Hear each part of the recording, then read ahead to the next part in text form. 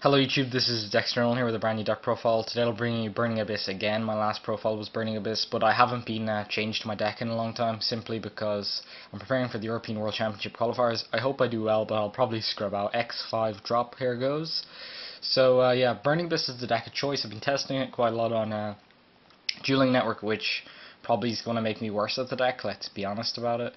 But anyways, I'll get straight into the deck profile and see what you guys think. I run one tour guide and one mathematician. These are kind of your first turn plays, your best first turn plays. I don't really like Libic with him. I like dumping Pero to set you up. Also, it doesn't reveal what you're playing. So if you go mathematician, dump Pero, they may actually think you're playing Shadows. You've not given actually any free information away, so they might not put an Exceed on board or whatever, which is pretty damn good. So yeah, one mathematician. Speak of the Pero himself, it's Pero Cerberus. So yeah, he's just an out to the Ginlock. He's nice to mill. He's kind of shit if you draw him, but you kind of have to take risks with a deck like Burning Abyss. You can't go for 100% consistency, or you just won't win your harder matchups. One Backjack. Backjack is pretty damn awesome. I only run one because I'm only running 2 Fiend Griefing, and he's kind of better when you've maxed out in Fiend Griefing. He's kind of good, but you never want to see him in multiples ever. I'd only ever run him at 2, never at 3, and if I was running him at 2, it would be because I'm running 3 Fiend Griefing and I'm playing a very mill-oriented deck with, like, say, 2 Pero and Curry Bandits or something. So yeah, 2 Max Cs because it's amazing in the mirror match, it's amazing against Necros, it's really good at getting you out of bad situations. You know, it stops your opponent from overextending, you know, especially if you're playing against a deck that you kind of open shitty, and this is kind of a shitty card and a shitty hand. It can really get you out of the shitty hand if you if your opponent's kind of going special summoning a lot. It means you can get maybe a +1, +2. If you get a +3 out of this card, you've just kind of got your way out of a hole. You know, no matter what they put on board, you probably have a way to get rid of it if they don't know how to KO you. Just because the amount of non-destruction removal you have in this deck, it's just amazing. So 3 Sir, 3 Graph, and 3 Skarm, of course. There's no reason not to run these numbers. It's they're the best cards in the deck. Of course, this is the weakness of the deck because you only ever want to see these cards. The other Burning Abyss monsters kind of suck. I mean, Barbara's pretty good. Farfa's okay. Rubik allows Virgil access. Libic's kind of okay, but they're nowhere near as +1-y as these guys. They don't float like that. So yeah, one Rubik. 1 Libic, 1 Farfa, and 1 Barber. Sorry, I couldn't find a Barber for this deck. I'll have to get one. It'll cost me like 10 cents at the event if I buy it off a vendor, or I think my friend has a few anyways. But sorry about that. For the purpose of the deck profile, I just have the second Farfa. I run 1 Allure of Darkness. A lot of people have cut this, and I understand why, but I just really like digging for more traps. You know, it makes good hands better, and it makes bad hands better. You know, it's kind of one of those cards that's kind of okay all the time. The only problem this is bad is if it's like mid to late game and you don't have a dark in your hand, you don't want to take the chance of, you know, because your dark's got your deck pretty fast. So if you're in mid game, even though at the start of the game you have like 20 darks and like 20 spells and traps, and you can pretty much risk it. At the middle of the game, like you might have in your 30 card deck, or sorry, in your 25 card deck, you might have 20 spells and traps and like only 5 monsters left. I know it sounds ridiculous, but it's Burning Abyss, dude. 1 Foolish Burialist, it's pretty much any other monster in the deck. You need to run this card. It's consistency out the ass. It just helps you so much. 1 Regeki and 1 Galaxy Cyclone. Like, my theory with this card was I'd mill it, and it's always there as an out to one of those pesky floodgates that you can often find in game 1s. Maybe it's a mistake or a skill drain against Klee, or even against just Klee against their scouts and whatever. And also it just kind of serves as back row destroying. I don't think it's a bad card. I would never run it in more than 1 though, because the idea is just that against Necros it kind of sucks, but it's just that it's there to be milled. When you draw it's not terrible, because if you draw it against a deck that uses floodgates, it's kind of like just a +1 because you can destroy 2 cards with it, in theory. So yeah, that's one of my 4 spells, and I run lots of traps because I'm playing Burning Abyss, and yeah, traps are kind of good. 1 Vandy's, 1 Warning, self-explanatory. I run the Torrential, it's an amazing card. I run Ring of Destruction, and this deck is very, very aggressive, and putting extra damage on board with Ring is just phenomenal. Especially if it's say something like a Unicorn or something like that. You can pretty much go for a game after that, because Necros, while they're extremely strong, they can't deal with big boards of monsters pushing at them. And when they Valk you, sure they prevent their battle damage, but they've also have to banish a Necros from their grave and discard one, Valk himself, which isn't very good. It's technically a -1 depending on how you look at it, unless they save monsters or whatever, of course. But it means they don't have that Valk in their hand for a mirror play or whatever. Just putting that out there. Discard traps I run 4 2 Karma Cut, it's an amazing card, and 2 Phoenix Swinging Blast, it's an amazing card. Phoenix Swinging Blast is a card I really dislike in this deck. I find it very weak. I find I never want to use it. Karma Cut's amazing, however it's very limited in the fact it's not truly chainable. What I mean by that is I often hold my Phoenix Swinging Blast for a problem card, or when I'm in the lead and I know that my opponent's kind of top decking, to spin it back a card that you know isn't useful to them.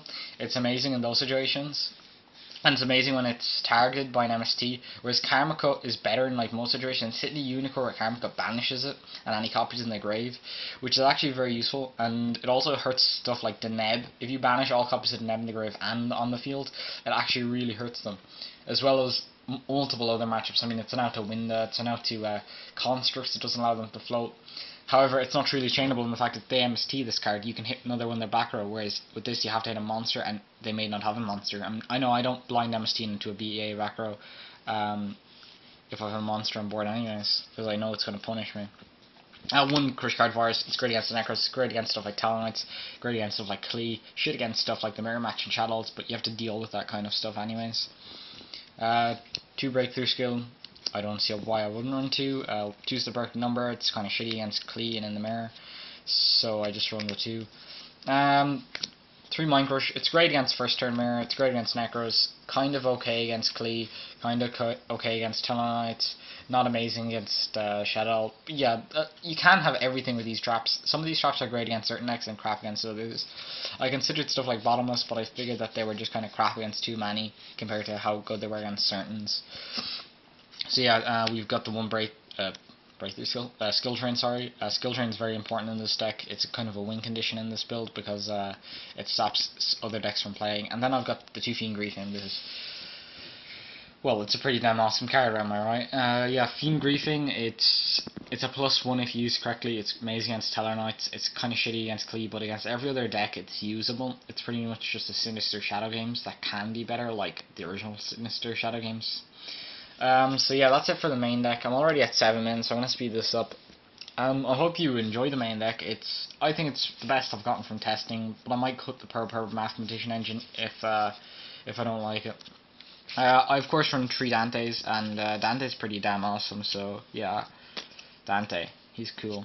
2 Downerd, I don't need the 3rd ever, so I don't see the reason to run it. I run 2 Virgil, and I never need the 2nd ever.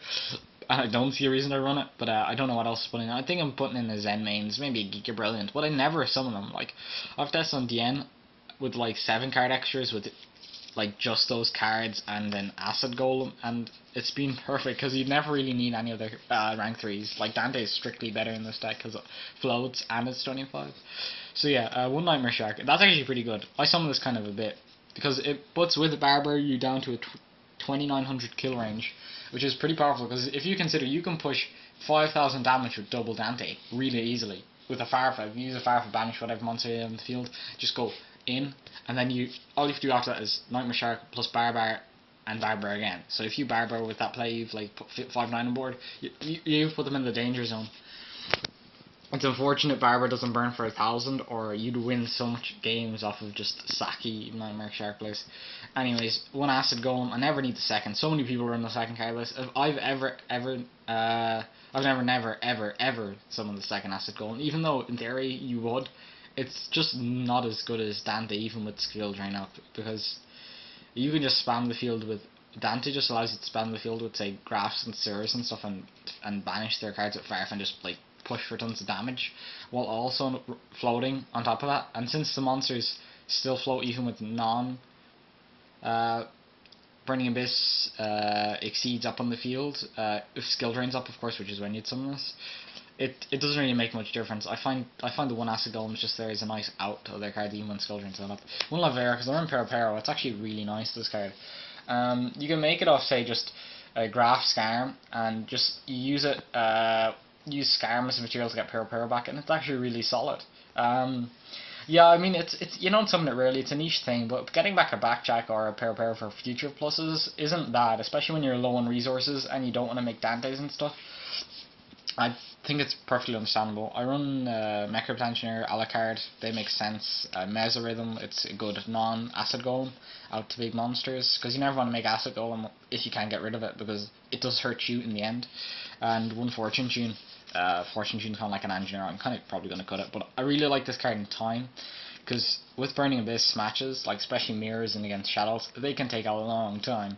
And last but not least, I'm running the Utopic Futures now to Leo and Yahtzee and those kind of cards. It's non-targeting, non-destruction removal that can push for a lot of damage, and it's a pain in the ass to get rid of. So yes.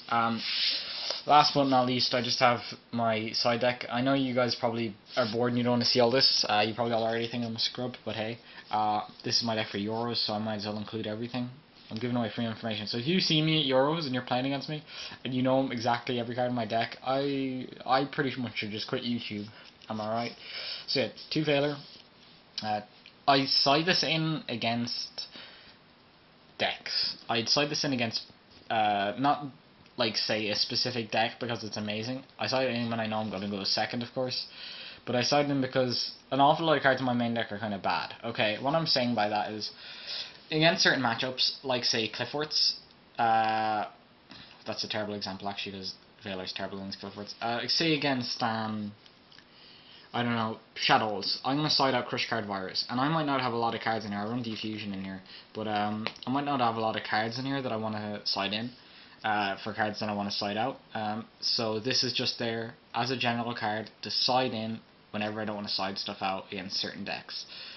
Or whenever I do want to side stuff out. Sorry, I'm kind of a bit confusing there. 2 Lancia for Necros, Infernoids, Ritual Beasts, it's okay.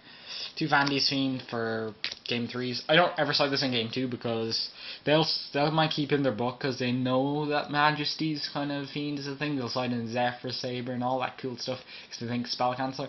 When they don't see any of that in Game 2, they're going to side all that stuff out, and you side this in and you just auto win right there in the spot. I can tell you guys, this card Game 3, it catches so many people off guard, and in a tournament like this big, you're going to be expecting to be winning most of your matches, not because of the deck you're playing, because everyone's going to be playing a great deck that they've tested for a long time, but because of the decisions you make in that deck. So yeah, triple MST and 1 Diffusion. MST is, I don't need to explain, it's kind of a general siding card against Floodgates, against every deck, so yeah. 2 Imperial Iron Wall, Ritual Beasts, and Infernoids I'm actually kind of scared of. Infernoids have a great matchup against this deck because they just avoid all the chainable traps, they get rid of Sir Dante effects. It's so annoying. I can't actually describe how annoying Infernoids are for this deck. And it's just kind of good in general against Darklaw and stuff that you think, if someone's going to be siding in D-Fishers and shit, this is the card to bring in. Now, siding 2 Lightmares. Lightmare is kind of okay. It's kind of bad against like every deck that isn't Teller Knights. I don't expect to see too many Teller Knights, but it's kind of one of my more annoying matchups, so I'm just siding it in anyways.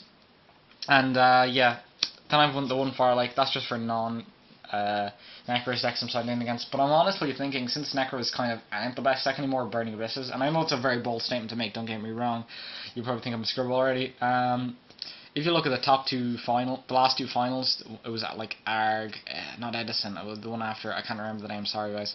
The finals was BA mirror match, and the Nats BA mirror match, and top 8 of that was 3 BA, 3 Necros. I honestly think BA has a much better Necros matchup than Necros has versus BA. Think about Trish, but Trish doesn't really affect us because we just avoid it so much with our discard traps and stuff like that. So yeah, I don't know. I'll probably put this back in though because I don't think Necros will be as pertinent anymore. So yeah, I hope you enjoyed that, guys. That was just my Burning Abyss deck video, my deck profile. It's nearly 15 minutes long, so I gotta stop it now. But yeah, if you enjoyed this, please subscribe to my channel. Leave a like below if you liked it, and if you've some questions to ask, tell me how bad I am. Just comment below, tell me it, and I'll try and respond. So yeah, thank you very much for watching, guys, and peace out.